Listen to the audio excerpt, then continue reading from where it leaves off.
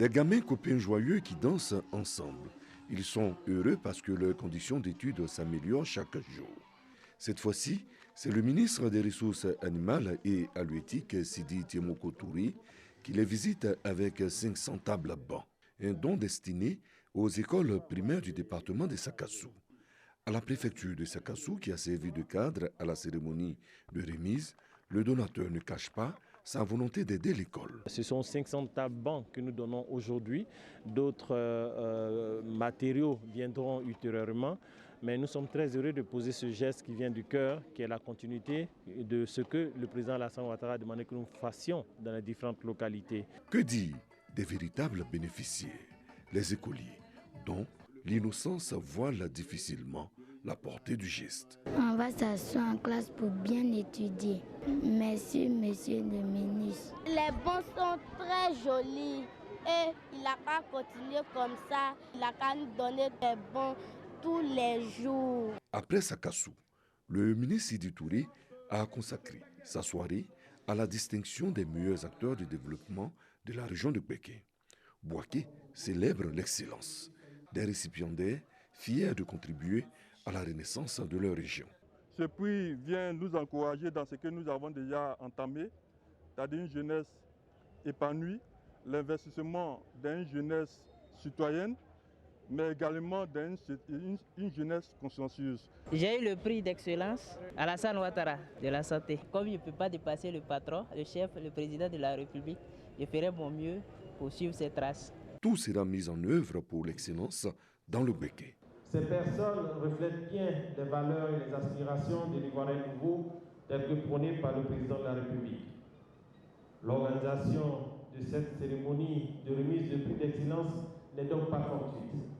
Elle vise à nous réapproprier les valeurs et les idéaux tels que le travail, l'effort et le mérite, en un mot, l'excellence. Ils sont au total 64 récipiendaires. Pour cette 4e édition étaient présents le ministre Amadou Kouné et le ministre-gouverneur Jean-Claude Kouassi. « 660 prises en charge scolaires d'un coût de 20 millions de francs CFA accordés aux élèves des établissements secondaires privés de la région du Gontougo. Un geste du conseil régional pour soulager les parents qui rencontrent des difficultés dans la scolarisation de leurs enfants. Heureux, élèves et parents d'élèves ont traduit leur gratitude. Je suis tellement heureux pour que, à chaque année, on va prier Dieu pour qu'il résiste toujours pour nous soutenir.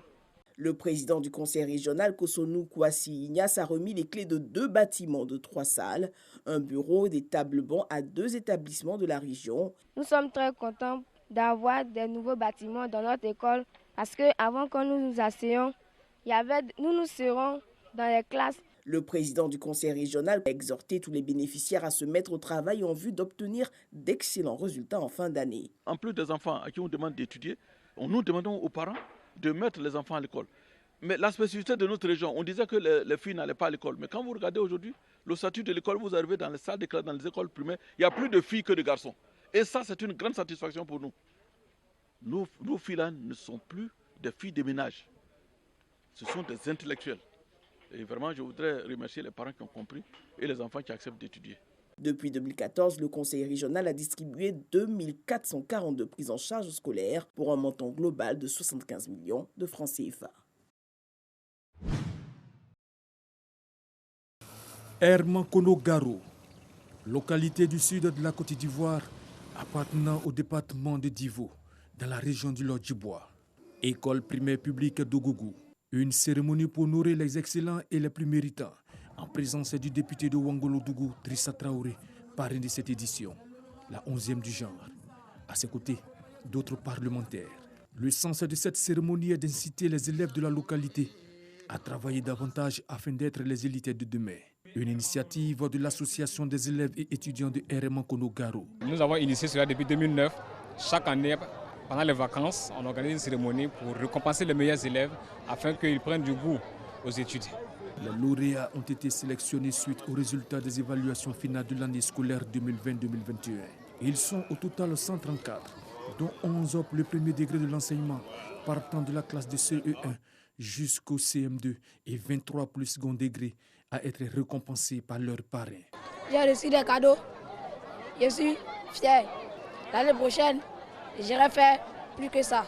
Les élus cadres de Divo ont invité les lauréats à continuer sur leur lancée. L'école est la voie la plus sûre de réussite lorsqu'on arrive à avoir des diplômes. Et aujourd'hui, nous sommes heureux de voir des enfants comblés et nous sommes certains que ces enfants, d'ici quelques années, il y aura des ingénieurs, des docteurs, des médecins, des professeurs d'université et pourquoi pas de grands hommes politiques en Côte d'Ivoire. Nous devons aller à l'excellence et l'excellence rime avec le travail et je leur demande de toujours étudier. Tout en félicitant ses filleuls, Drissa Traoré les a exhortés au travail bien fait et à l'effort continu. Offrir un stylo à un enfant en signe d'encouragement pour un excellent résultat peut le conduire vers la gloire.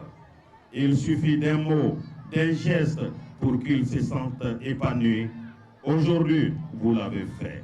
Le président de la République veut faire émerger les champions nationaux. C'est pour cela qu'il a mis au cœur de sa politique la célébration de l'excellence, notamment des plus jeunes, pour une Côte d'Ivoire solidaire. Soyez des citoyens responsables au service d'une école de qualité. Plusieurs artistes ont contribué à la réussite de la 11e édition de la cérémonie de promotion de l'excellence et du mérite.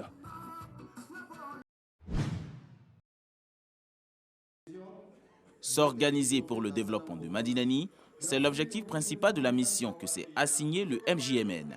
Le mouvement des jeunes missionnaires du Nord veut être un acteur clé dans les actions de développement à Madinani. Ce mouvement-là a été mis en place pour contribuer au développement de notre département, en l'occurrence le département de Madinani. Essayer d'éradiquer la pauvreté en milieu rural.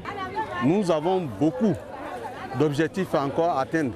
Nous lançons un appel vibrant à tous les cadres, fils et filles du département de Madinani.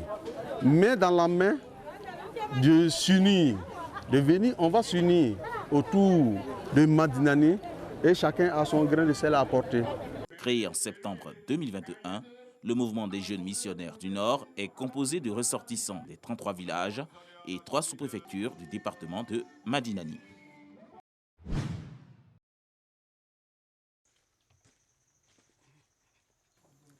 Un centenaire avec des mains toujours si habiles.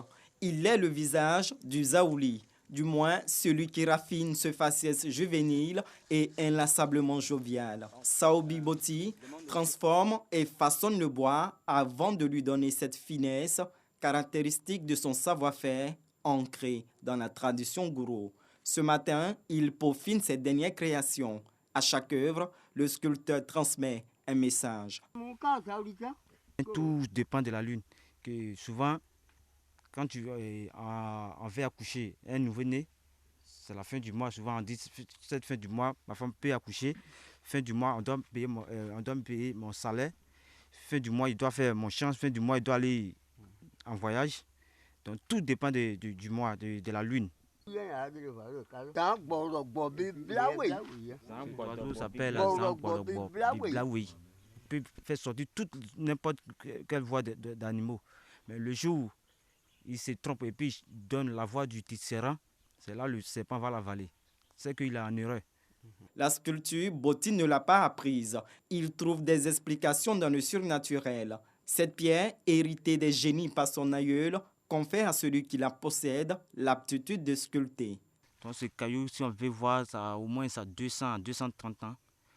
Où son grand-père mourait, il a donné ça à son père.